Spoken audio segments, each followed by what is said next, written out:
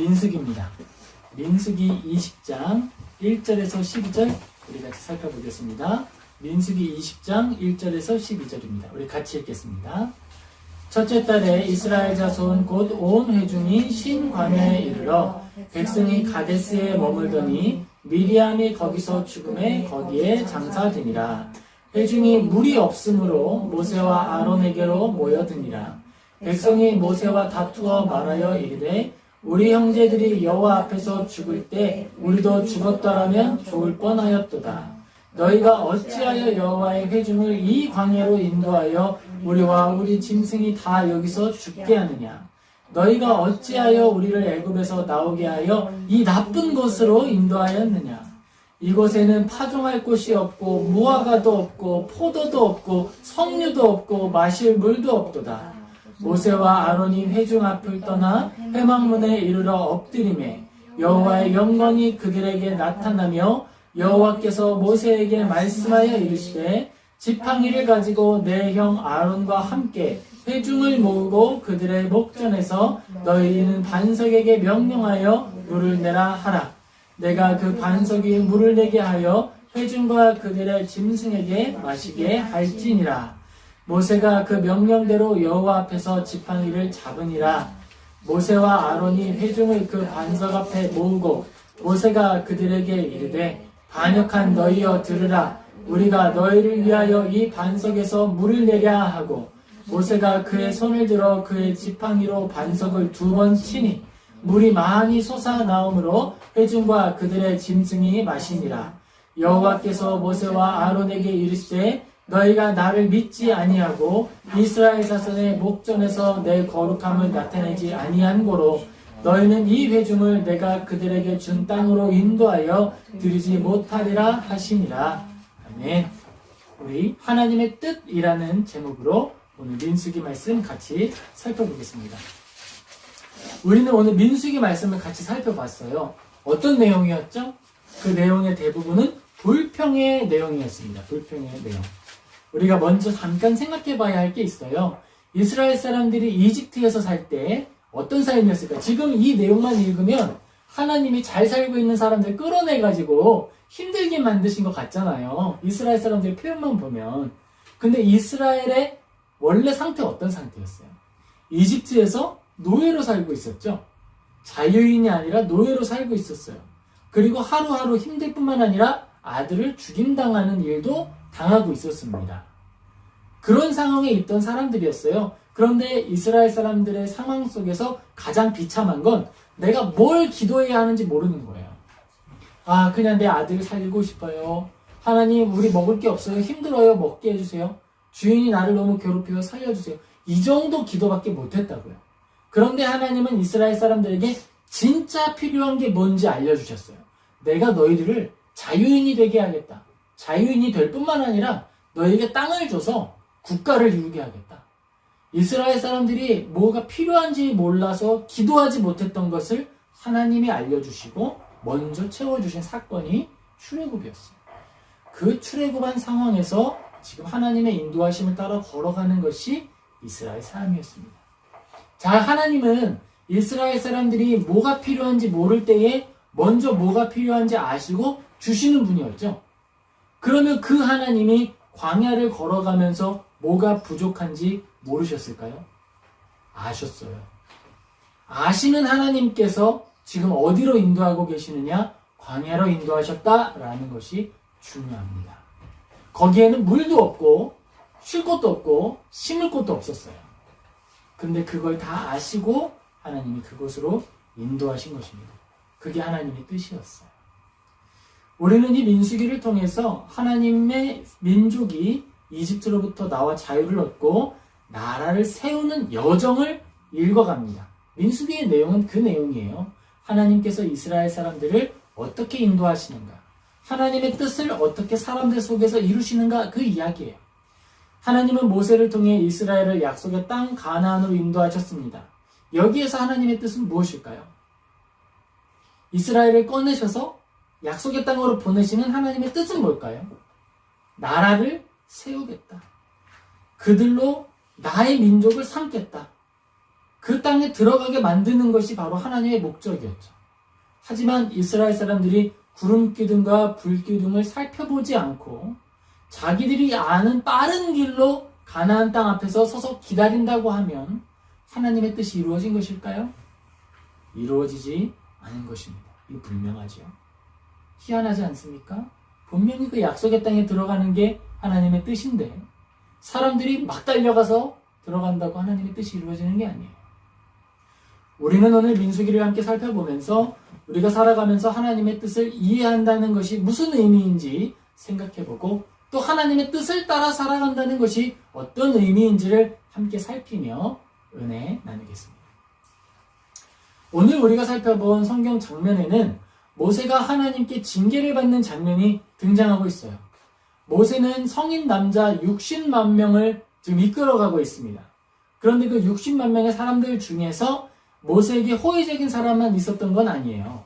고라 자손은 모세를 대적했고 모세와 함께 이스라엘을 이끌었던 아론도 모세의 권위에 도전했습니다. 모세의 누이인 미리암까지 가세해서 이 모세를 괴롭게 했어요. 어땠을까요?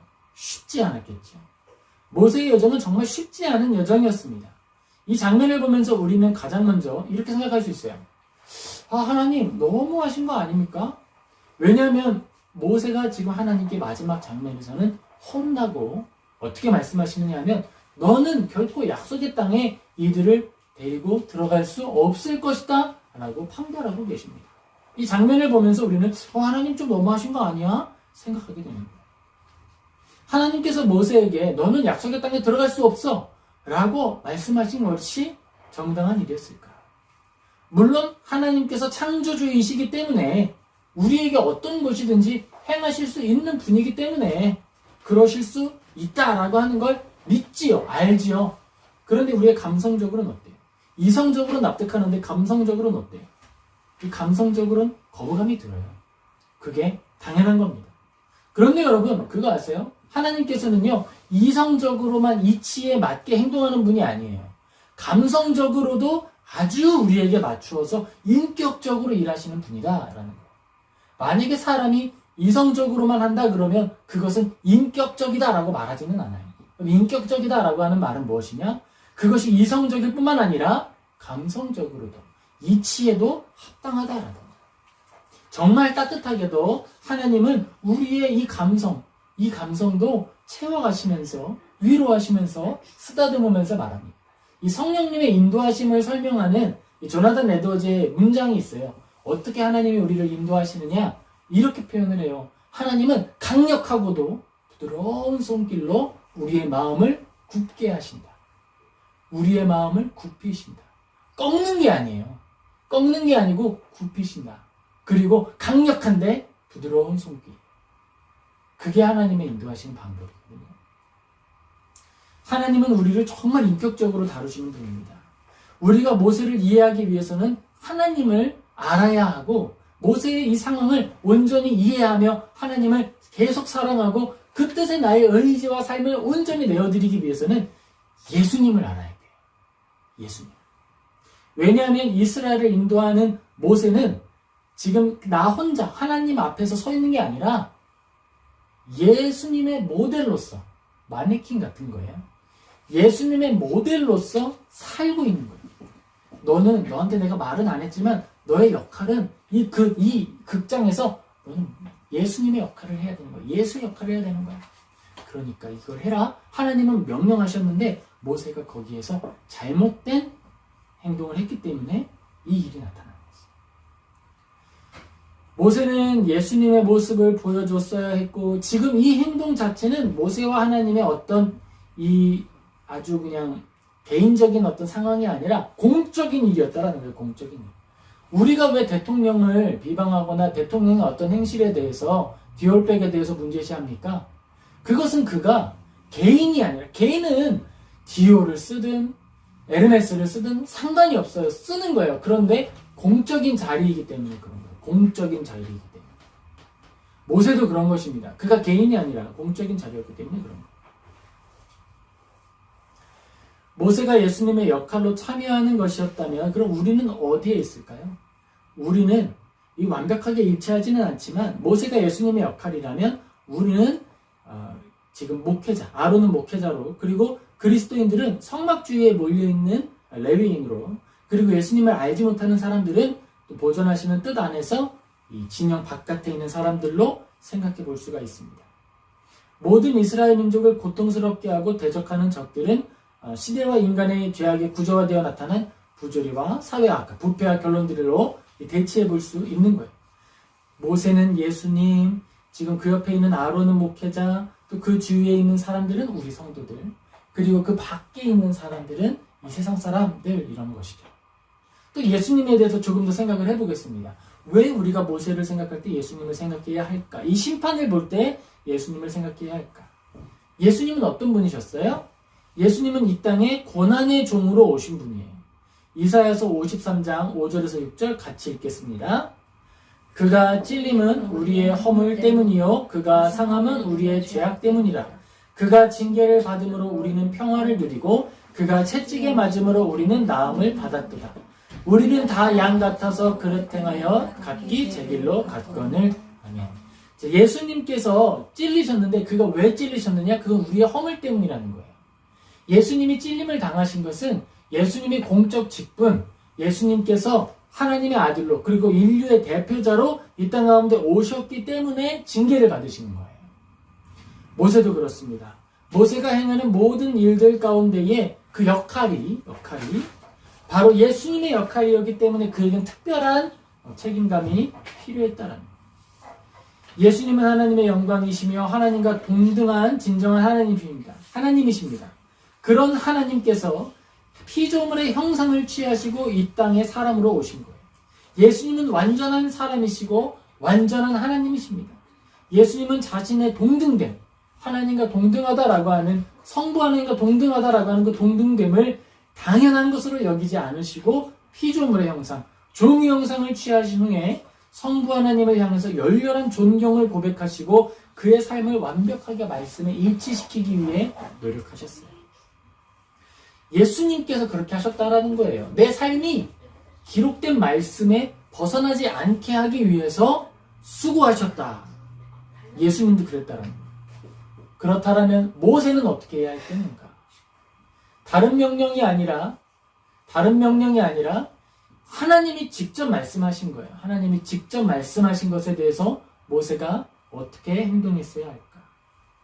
우리가 예수님을 살펴본 이유는 예수님께서 이 땅을 살아가시는 동안에 행하신 사역의 그 특별함이 모세에게도 있었다라는 거예요. 예수님은 이 땅에 사람으로 오셨을 때 하나님의 법을 완전히 이루셨습니다. 예수님께서 이 땅 가운데 이루신 법은요, 그 순종에는 3가지 종류가 있었어요.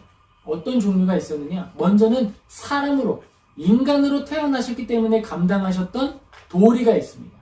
이 도리는 특별히 십계명으로 압축되는 내용이에요. 하나님을 향한 사랑과 이웃을 향한 사랑입니다. 하나님을 향한 사랑에 있어서 예수님은 태어나심과 죽음까지 모두 하나님을 향한 사랑의 고백이었고요. 세상 사람을 향한 사랑은 어땠죠? 이웃을 사랑하고 친구를 사랑하되 그 친구를 위해 목숨을 버리는 것보다 더 큰 사랑이 없다고 했던 게 성경 말씀입니다. 예수님은 죄인인 우리, 원수된 우리를 위하여 그의 생명을 주심으로 사람을 향한, 이웃을 향한 사랑을 완전히 이루신 거예요. 예수님께서 보여주신 순종의 2번째는 유대인으로 태어나셨기 때문에 짊어지신 유대인의 법이었습니다. 예수님은 태어난 지 8일 만에 할례를 받으셨어요.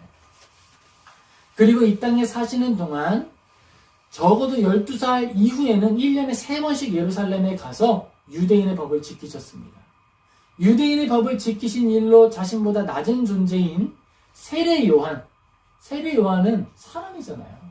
직분상 누가 더 높아요? 예수님이 더 높으시잖아요. 존재적으로도 예수님이 더 높으시잖아요.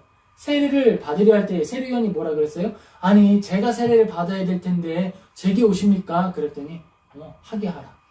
그대로 해라. 이것이 하나님의 뜻이다. 순종하셔서 세례를 받으시는 거였어요. 바로 이것도 예수님의 순종한 것입니다. 마지막으로요, 이게 가장 특별한데, 예수님은 그리스도의 사명, 그가 이 땅 가운데 오셨을 때 자유인으로 관광하러 오신 게 아니라 직분을 가지고 오셨잖아요. 그가 이 땅 가운데 오셔서 당신의 직분으로 인해서 순종하셔야 할 일들이 있었다라는 거예요. 당신의 일로 순종하셔야 할 일이 있었다. 예수님은 그리스도인에게 율법의 진정한 의미를 설명하셨습니다. 그리고 말씀하시기를 당신이 율법을 폐하러 오신 것이 아니라 완성하러 오셨다고 말씀하셨어요. 예수님은 이 땅 가운데서 통상적인 원리와 규칙을 벗어난 이적을 행하시면서 당신의 권위를 드러내셨습니다. 나를 믿으라 라고 이야기했어요. 예수님만 하실 수 있는 말이에요. 나를 믿으라. 이 일은 사람으로 태어나셨기에 하셨던 것도 아니고 유대인이셨기 때문에 행하신 것도 아닙니다. 오직 그리스도의 직분으로 오셨기 때문에 이 땅 가운데 행하셨던 일이고 감당하셨던 일이에요. 그리고 특별히 고난, 순환당하신 것, 채찍질 당하시고 모욕당하시고 십자가에 달려 죽으신 것. 바로 이것은 그가 인간으로서 감당하신 것도 아니고 유대인으로서 감당하신 것도 아니고 예수님, 우리의 구원자로 감당하신 순종이었다라는 거죠. 그래서 예수님이 슬퍼하시며 또 나사렛 예수께서 기도하러 올라가셨을 때에 그 올리브산에서 하나님, 나의 뜻이 아니라 하나님의 뜻을 이루십시오라고 기도하시기도 했습니다. 그게 바로 예수님의 순종이었어요. 그 책임감의 눈으로 모세를 살펴보면 됩니다. 모세는 하나님의 사람이지요. 레위인입니다. 그런데 레위인 중에 한 사람이 아닌 지금 이 자리, 돌을 가리켜 물이 나오게 하라라고 하는 이 순간만큼은 예수님의 모형으로 쓰임을 받는 거예요. 그 행동 자체가 성경적인 형태를 갖는 거예요. 그림으로 그려진 그림책 성경인 거예요. 이 그림책 성경이 예수님을 지금 설명을 해야 되는데 잘못된 일을 하기 때문에 계시가 온전히 전달되지 않아서 예수님이 말씀으로, 하나님이 말씀으로 그것을 교정하시면서 적절히 징계하시는 겁니다. 모세는 하나님과 얼굴을 가리지 않고 만나는 사람이었어요. 그래서 모세의 얼굴에는 광채가 나요. 그런데 옛날 그림 중에 모세를 그린 그림을 보면 이렇게 뿔을 그려놓은 그림들이 있어요. 이 뿔이 뭐냐면 이 뿔하고 광채랑 똑같은 말이라 하나님을 만나서 뿔이 돋았다 이렇게 해서 뿔을 그린 그림도 있는 거예요. 사실 광채를 의미하는 거예요. 광채. 그래서 모세는 하나님과 아주 가까운 사람이었고 친했지만 공적인 자리에서만큼은 온전한 일을 행하기 위해 노력해야 했다라는 거예요. 그가 행했던 것에 대해서 일반적인 사람들이 잘못된 일을 한 것에 똑같은 결과가 나타나는 게 아닙니다. 엄중한 일을 했고 무게감이 있는 만큼 책임이 필요한 거예요. 그랬기에 모세는 오직 모세에게만 주어진 특별한 역할과 의무가 있었고 그것이 바로 오늘 나타난 징계가 가지는 의미였습니다. 모세는 예수님이 오시는 날까지 믿기로 예정된 사람들에게 예수님께서 오시면 어떤 일을 행하실지 보여야 했던 거였어요. 계시의 도구였어요. 그렇다면 모세는 어떤 일을 행해서 예수님을 드러내야 했을까요? 모세가 하는 일이 도대체 어떤 의미에서 예수님을 드러내는 일이었을까요?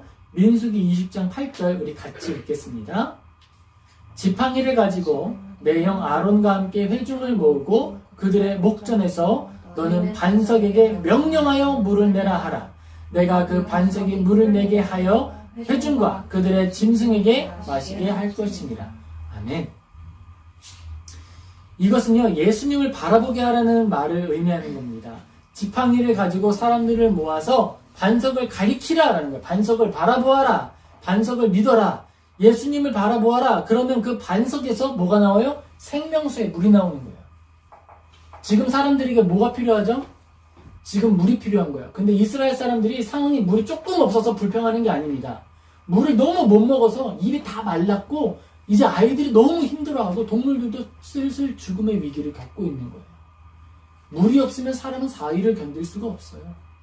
그 절박한 상황 속에서 하나님이 보여주라 하신 거예요. 진짜 물이 필요할 때. 물을 가장 맛있게 마시는 방법 뭘까요? 물을 참았다가 마시면 돼요. 생명수를 귀히 여길 수 있는 방법은 뭘까요? 지금 이 방법이었던 거예요. 너희에게 내가 반석에서 나오는 생명수를 줄 것이다. 바로 이걸 행해야 하는데 모세는 지금 하나님의 사명보다 다른 것을 바라보고 있었던 거예요. 반석에게 명령하여 물을 내라. 내가 그 반석에 물을 내게 하려 회중과 그들의 짐승에게 마시게 할지니라. 모세가 해야 했던 건 이거였어요. 이 반석은 예수님을 가리키는 것이었죠. 반석이 물을 내는 것도 예수님을 가리키는 거였습니다. 그리고 나온 물을 통해서 모든 이들이 풍족하게 먹고도 남는 물이 계속해서 흘러나오는 것이 바로 목표였던 거였어요. 시각 자료였던 거죠. 예수님을 찾는 모든 자들이 심지어 그 짐승까지도 목마름을 해결할 것이다 라고 하는 것이 하나님께서 모세를 통해 보여주고자 하셨던 계시였습니다. 그런데 모세는 실패했죠. 하지만 이것 때문에 모세가 약속의 땅에 들어가지 못했지만 구원받지 못한 건 아니었어요. 모세는 구원받았습니다. 다만 그가 마음에 그토록 갈망하던 약속의 땅을 차마 밟아보지 못했다라고 하는 것이 안타까운 게 되는 것이죠. 우리가 하나님의 뜻을 행하는 일에 대해서 살펴봤어요. 이거 어떤 관점에서 살펴봤어요? 예수님의 관점과 성경을 기록하는 자들의 관점으로 하나님의 뜻을 이루는 것이 얼마나 중요하고 심각한 일인가 라고 하는 걸 생각해 본 겁니다. 자, 그러면 우리는요? 성경 기록하는 사람이에요? 성경 기록하는 사람 아니죠? 우리는 이렇게 보는 거예요. 본래 하나님의 뜻이라는 것은 이 정도로 무겁고 이 정도로 탁월하고 이 정도의 엄중함으로 받아야 한다. 이걸 인지하고 있는 것입니다. 그리고 그 상태에서 이제 우리는 나를 향한 하나님의 뜻을 그럼 어떻게 발견하고 어떻게 실행해 갈까 생각해 봐야 하는 것이죠. 먼저는 가장 중요한 것을 알고 그 다음 우리에게 적용을 하는 거예요. 우리에게 당신의 이야기를 전달해 주실 때 역사를 통해 전달을 해주셨습니다. 그게 성경이에요. 그리고 이 성경에 기록된 방식은 역사는 항상 해석이 될 수밖에 없어요. 말씀 몇 번 드렸죠? 역사라고 하는 것을 다 기록하려고 한다면 이 세상의 종이나 기록 장치로 다 담을 수가 없습니다. 정보가 하도 많아서 그래요. 그래서 모든 역사는 역사 기록자의 관점과 목표를 가지고 기록하는 거예요. 그것이 역사의 기록자고 역사의 기록 내용인 겁니다.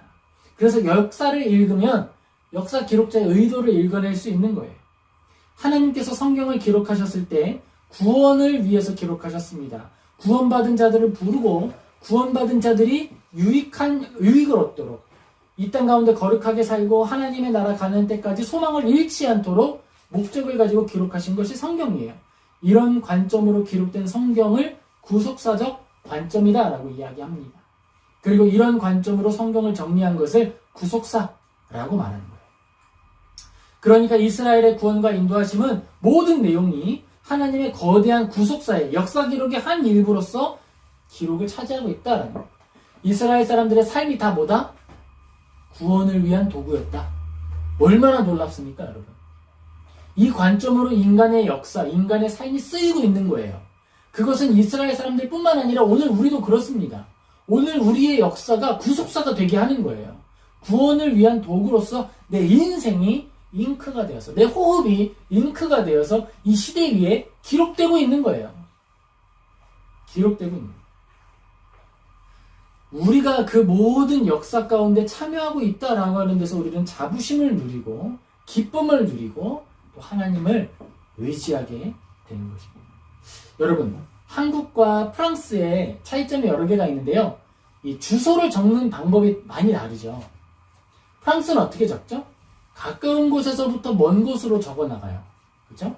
길을 적고 그리고 또 지역을 적고 나라를 적습니다. 한국은 어때요? 한국은 큰 데서부터 작은 데로 나아갑니다.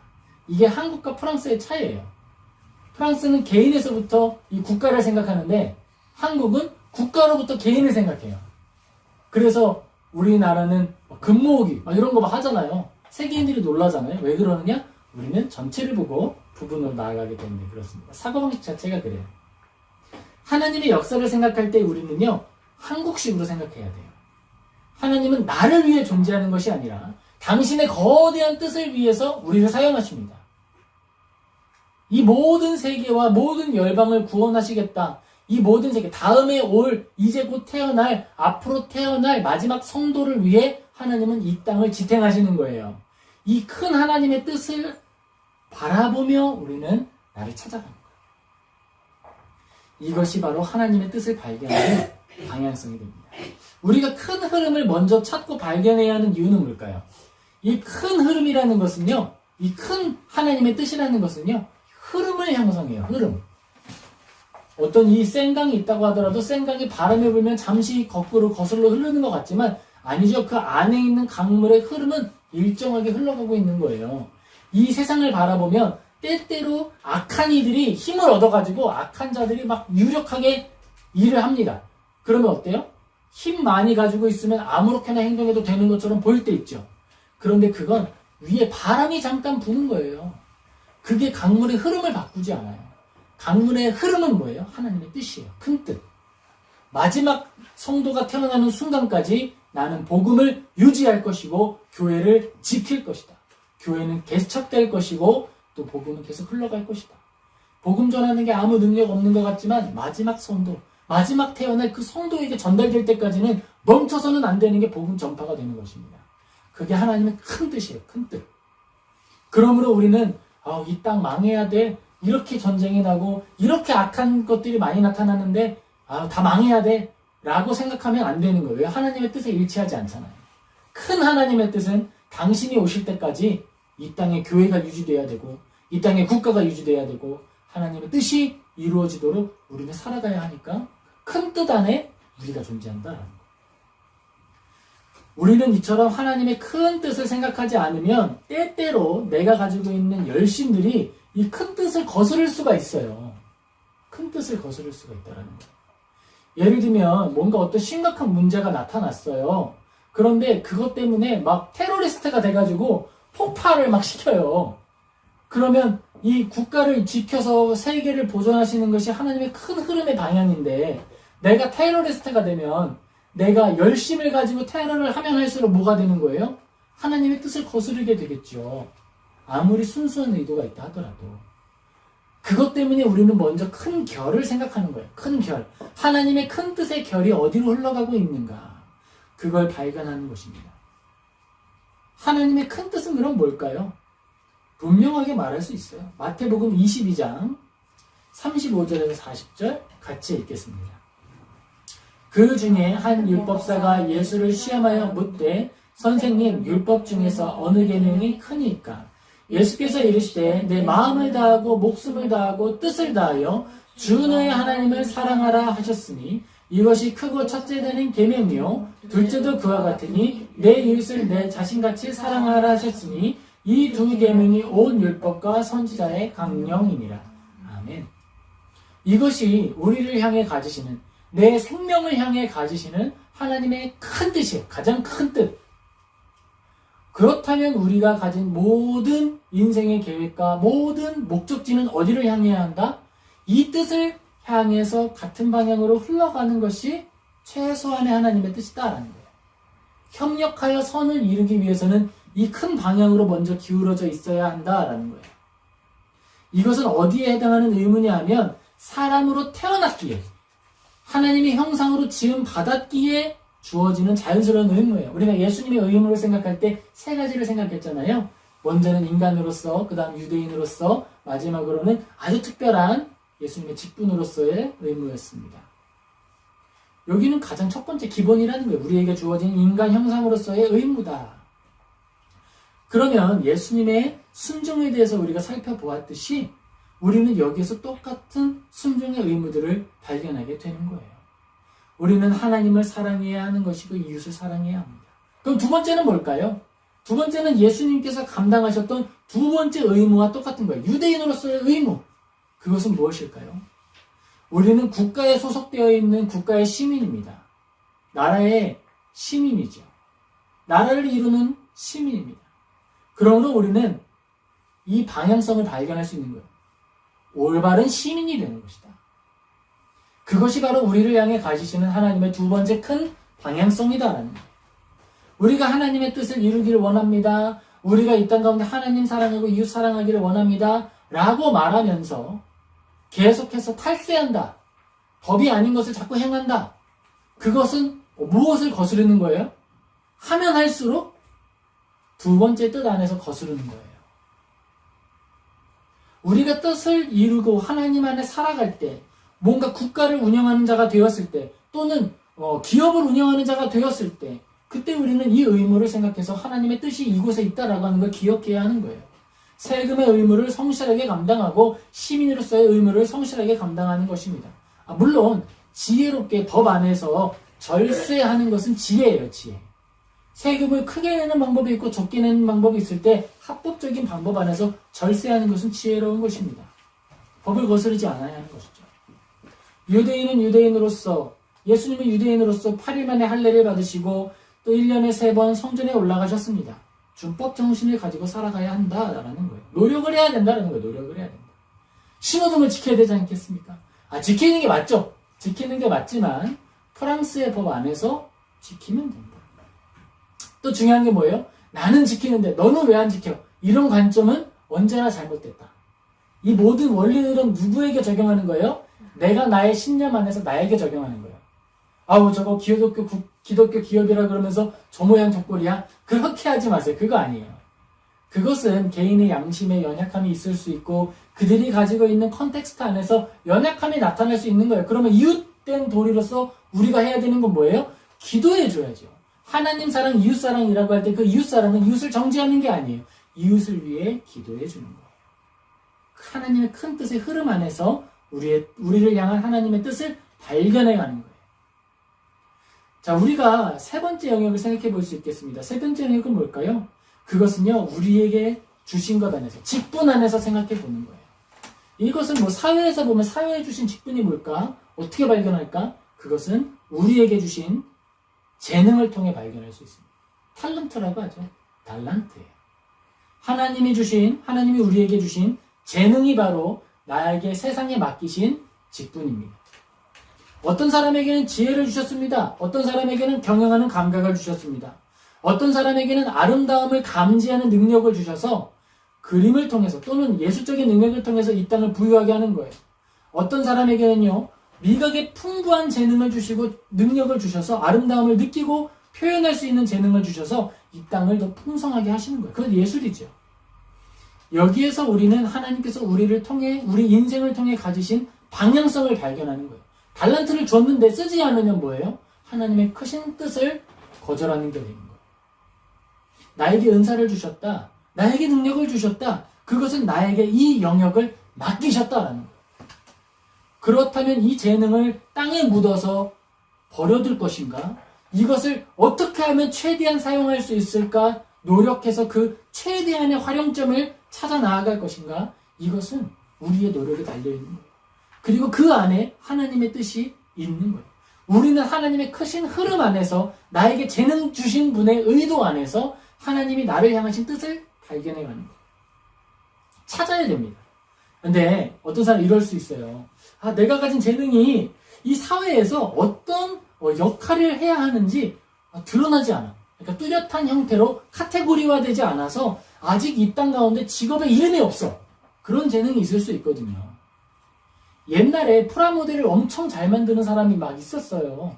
그런데 이 사람은 자기가 이 사회 안에서 나를 뭐라고 정의해야 하지 알지 못했습니다.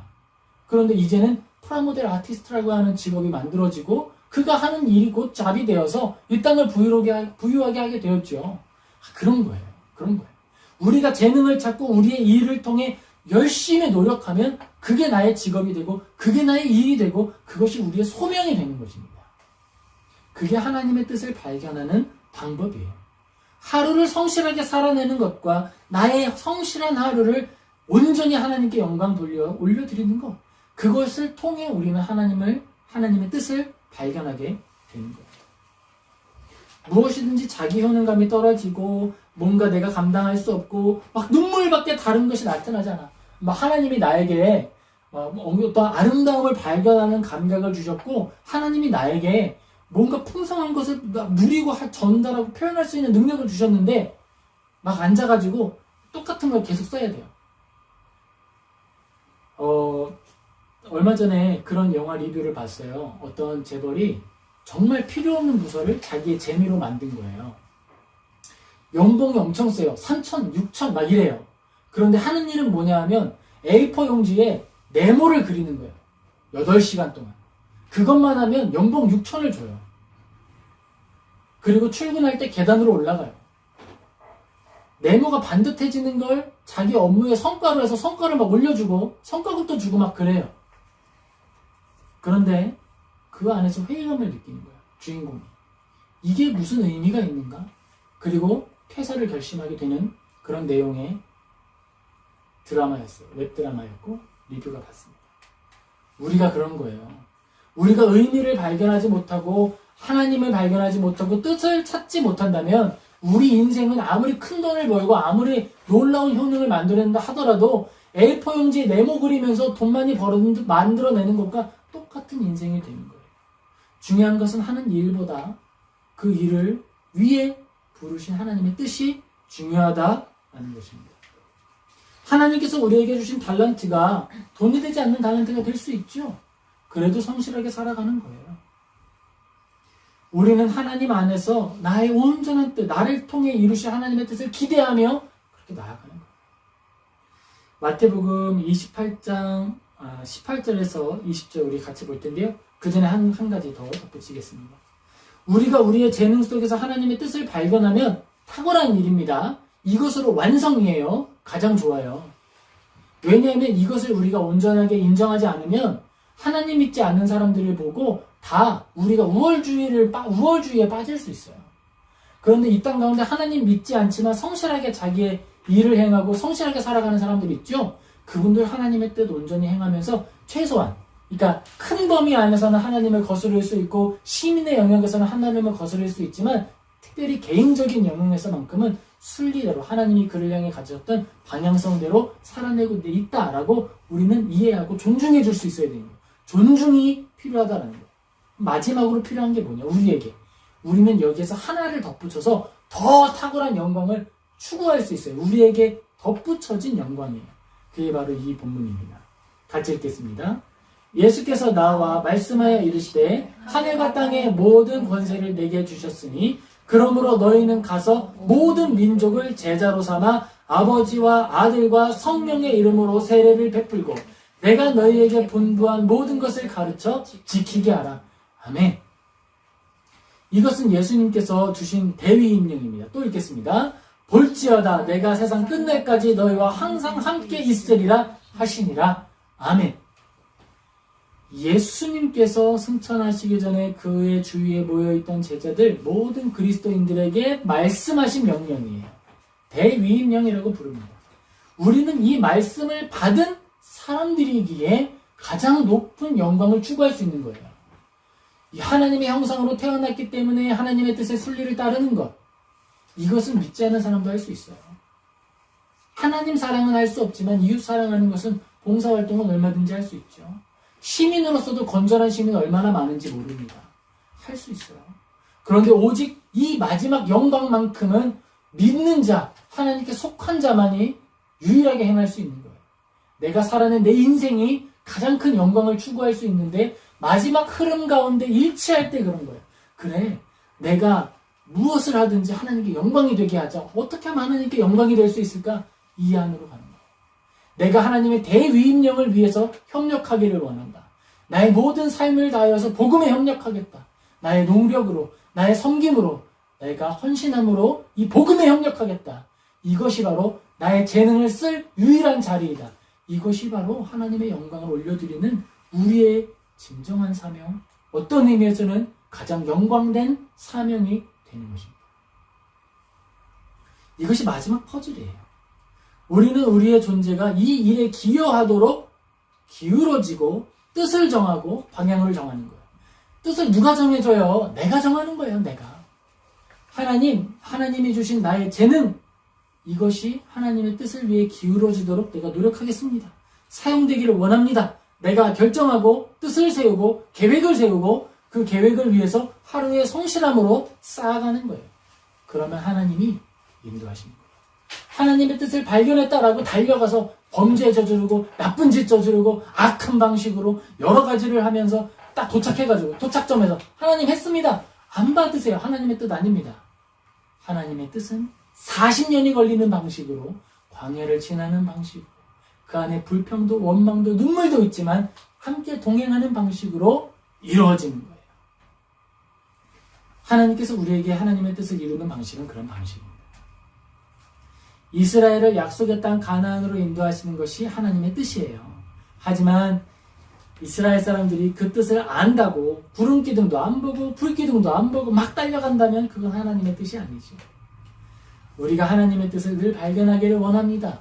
나의 존재 안에서 발견하고 나의 재능에서 발견하고 내가 기뻐하는 일을 통해 발견합시다. 그리고 그 모든 뜻 안에서 내가 자유롭게 계획하고 그 모든 자유로운 뜻이 하나님의 대위임령, 그 대위임령을 통해 사용되도록 내어드리길, 그리고 그런 복된 삶을 살기를 예수님의 이름으로 축복합니다. 그리고 우리 이 말씀을 기억하며 교훈을 마음에 새겨야 되겠어요. 우리가 먼저 기억해야 할 것은요, 하나님께서 우리를 완성하신다라는 거예요. 내가 가진 재능과 내가 가진 능력을 이 세상이 뭐라 불러야 할지 아직 모를 수 있어요. 내가 가지고 있는 재능이 아직 구체적인 직업으로 부를 수 있는 이름이 없을 수 있어요. 여러분 괜찮아요. 성실함으로 살아가면 내가 살아낸 삶이 커리어가 되는 거예요. 그것 자체가 없던 직업이 되고 그것 자체가 이 세상을 섬기는 도구가, 통로가 되는 것입니다. 나아가시면 돼요. 하나님이 완성하실 거예요. 둘째로 우리가 마음에 새겨야 할 것은요, 하나님의 뜻은 멀리 있는 게 아니라는 거예요.